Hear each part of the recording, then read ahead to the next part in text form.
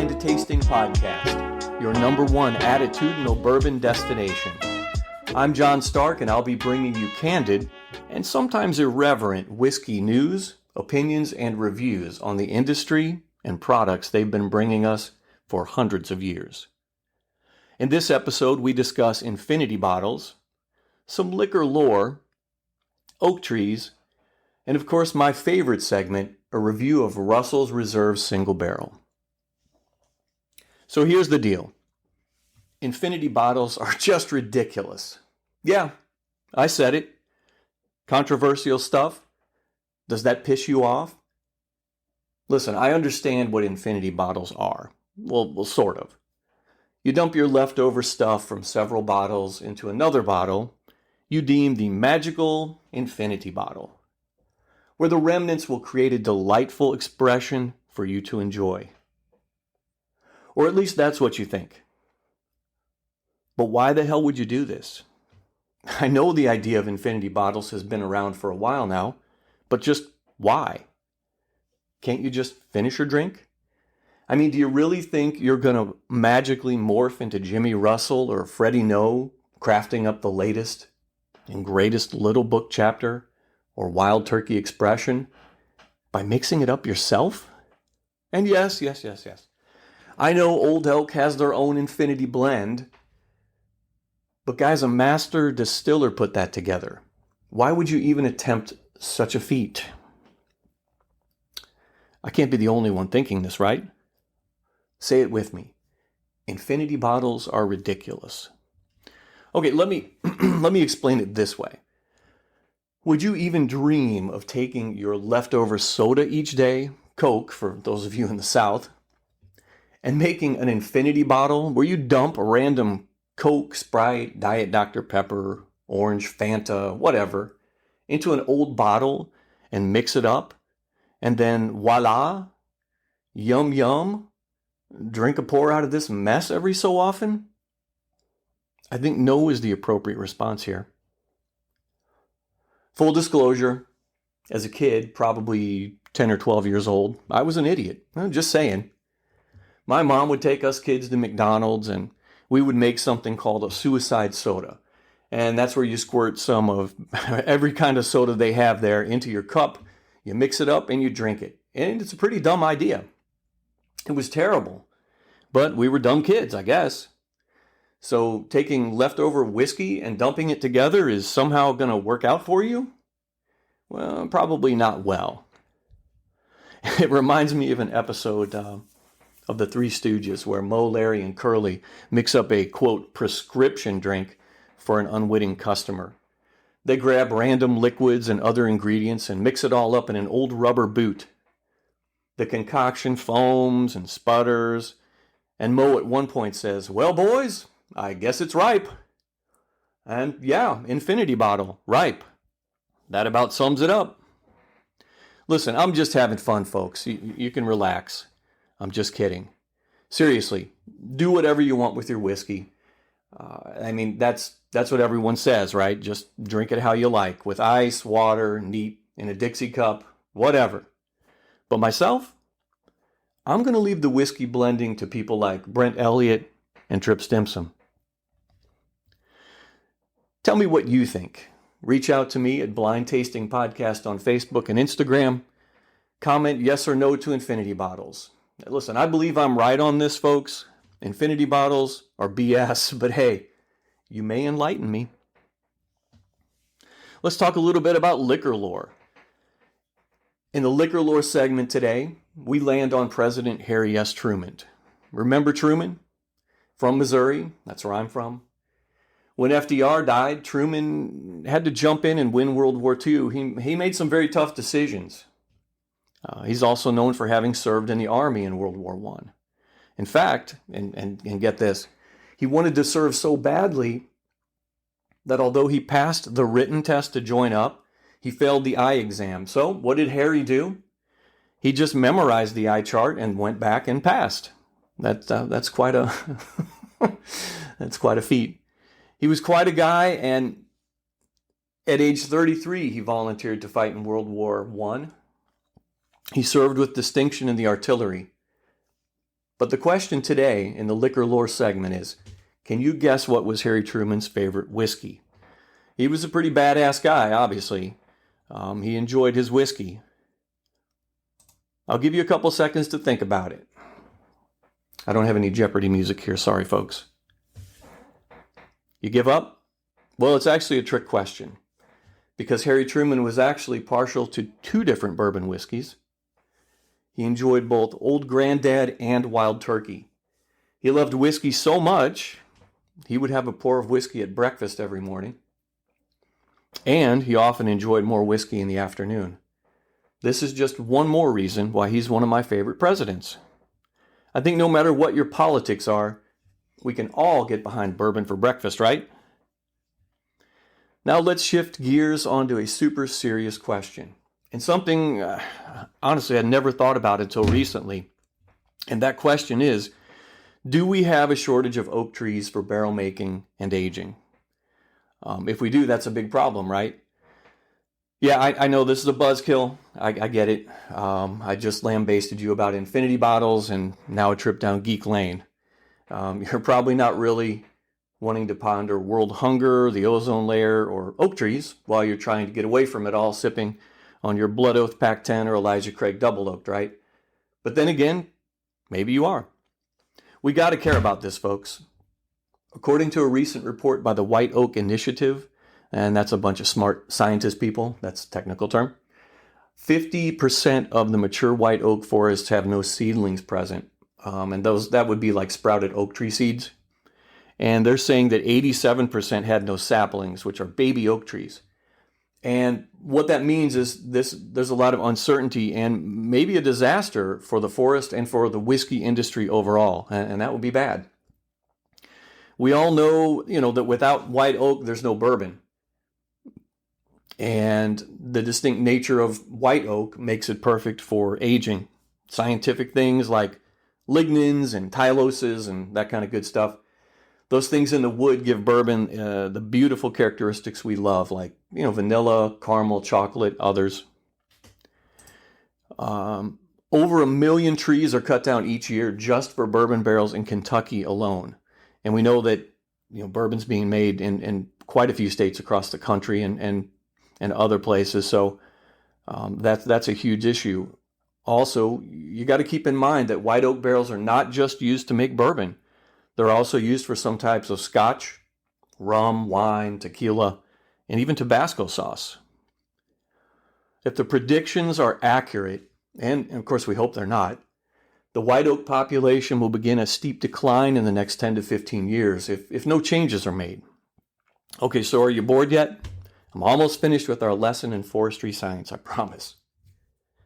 Now, why did I bring up the oak tree shortage today? Well, I saw a news story in Bottle Raiders where they mentioned that 2023 was a really tough year for distillers because of the barrel shortages. And the reason is, again, not enough oak. There's an all-time demand for oak, making oak trees top of mind right now. God, I hate top of mind, but I said it. I'm sorry. For scientists and for our discussion today, the whiskey industry as a whole has to have oak in the forefront. It's not all gloom and doom, though. There are some solutions, like the increasing trend of using barrels a second time.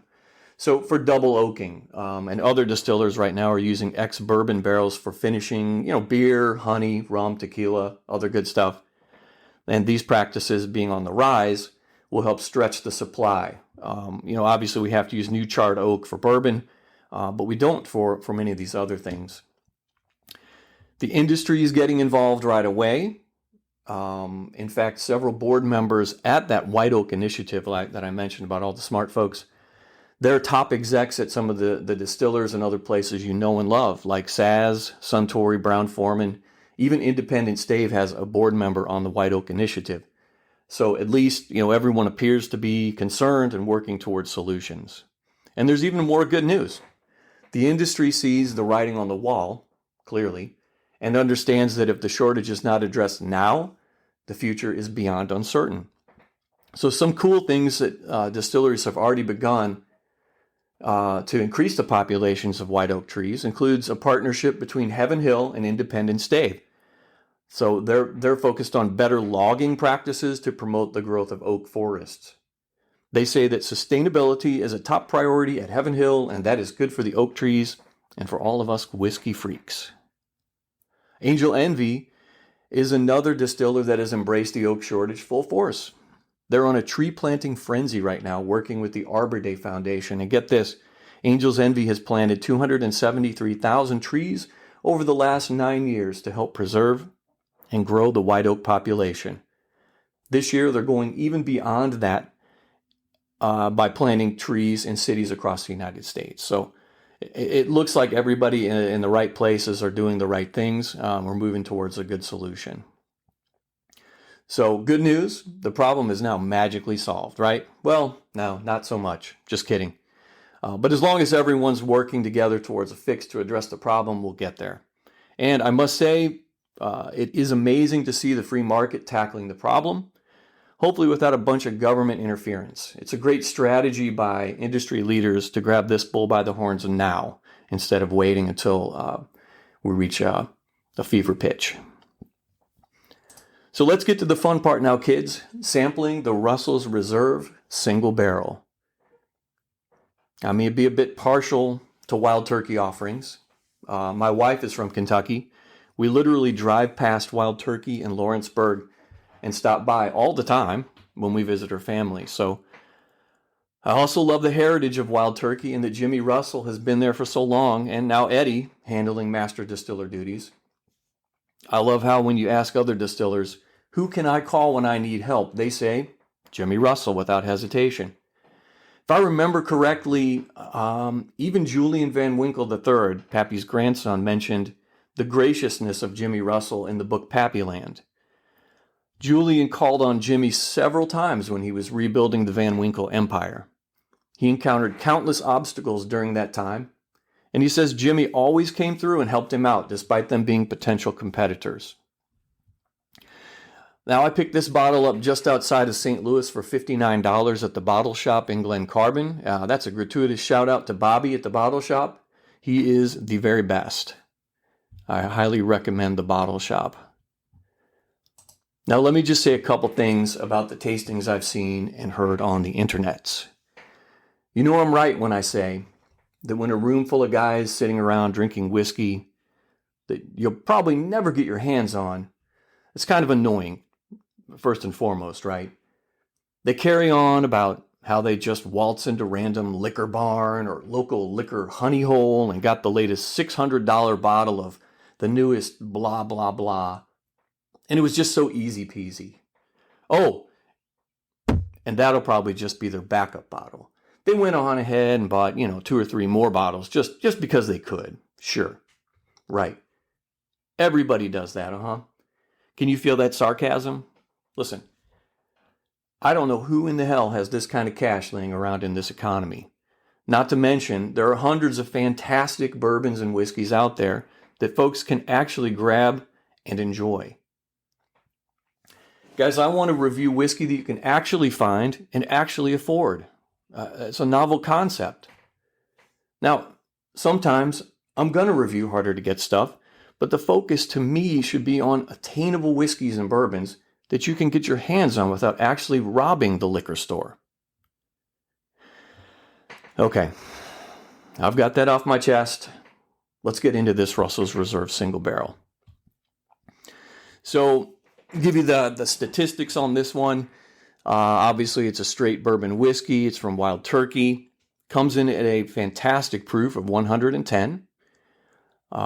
It's not age stated, but the rumor has it that they're around 8 to 10 years old. And the good folks at Wild Turkey make it clear this bourbon is aged in a number 4 char barrel, non-chill filtered. I absolutely love both of those things. The mash bill, it's your standard Wild Turkey bourbon. Mash bill, 75 corn, 13 rye, 12 malted barley. And the bottle, I love this bottle. It's a lot more elegant looking than the 90 proof Russell's Reserve bottle. The single barrel bottle has gold foil accents. That's hard to say. And it's got kind of a more premium look to it. I think it's great. And it stands apart from the Russell's Reserve 10 if you see it together. So let me pour a little bit here, and I taste out of your typical Glencairn glass. Not always. I think you can drink whiskey out of whatever you want, but for tasting, I try to use the Glencairn. Let me get a little of this in here. So the color to me is an auburn or a 1.5 technically on the color scale. I liken it to a dark copper color. Of course, the color is probably irrelevant if you're listening to me on this one, but it sometimes gives you an idea of the breadth of flavors you're about to receive. To me, in my experience, the darker the hue, the deeper the flavors. Not always, but sometimes, and it's worth noting. I'd say if you remember your grandma ever making a pot of tea or coffee in one of those copper kettles, it kind of reminds me of that copper kettle look. So on the nose, I'm getting a gentle oak, a tinge of cinnamon. Kind of makes me think about Cinnamon Toast Crunch cereal. Even getting a bit of leather and tobacco. These are rich tones. These are inviting. Really wants me want to taste this stuff. Let me give it a sip. So, wow, it's sweet. It's buttery. I'm getting a bit of pepper and oakiness as well. But dang, there's even tobacco and leather in here. I guess that's from the 8 to 10 years in the barrel. This is good. Let me take another sip and savor this moment. Dude, this this finish is so creamy. It's super creamy. It's got a long finish. If you think about like a Butterfinger after you eat a Butterfinger candy bar, I know that's kind of crazy, but it's kind of got that creaminess like you would have after eating a Butterfinger candy bar. And I'm getting like warm brown sugar and tobacco with that. It's so nice. I would say that rich. I would call it rich. So, wow, this is a banger, kids. The creaminess on the finish, it just coats the tongue inside of the mouth. It just pushes it over the edge from good to fantastic for me. For around $60, you should definitely pick one up. I promise you will not be disappointed by this stuff. So I'm going to give you my verdict. There are 3 options at the Blind Tasting Podcast regarding a verdict on a tasting. Are we going to keep it, collect it, or cull it? Keep it. If we keep it, we're going to proudly display it in your liquor cabinet or bar. This stuff is good for a pour anytime, and there's no need to stock up because it's always available. Collect it. If you're going to collect it, you're going to grab another bottle or two since you find it so darn delicious, or it just may not be easy to obtain. And cull it. You're going to get rid of it. You're going to pass it on to an annoying neighbor or use it to preserve specimens in your laboratory. In this case, the Russell's Reserve Single Barrel, I say keep it. It's fairly easy to find, and the value for the money is insane. Definitely pick one up, keep it on hand. You're going to love this stuff. Reach out and tell me what you think if you've ever tried Russell Reserve Single Barrel, and let me know what you think. Now for the money spot, folks. Are you maybe looking to update your bar or man cave with some great photographs or wall art? Head over to famousdocs.etsy.com and pick up some fantastic prohibition, bourbon, whiskey, or gangster-related photographs and art. And if you purchase 4 or more items, you'll get 20% off your entire order for a limited time. That's famousdocs.etsy.com. Help support the podcast and head over to famousdocs.etsy.com. Last but not least, folks, I want to give a shout out to the farmers, the distillery production guys and gals, the warehouse workers, bottlers, and truck drivers. They make it all happen. So cheers to all of them. That's all I've got for today, Whiskey Freaks. Thanks for listening to the Blind Tasting Podcast, your number one attitudinal bourbon destination.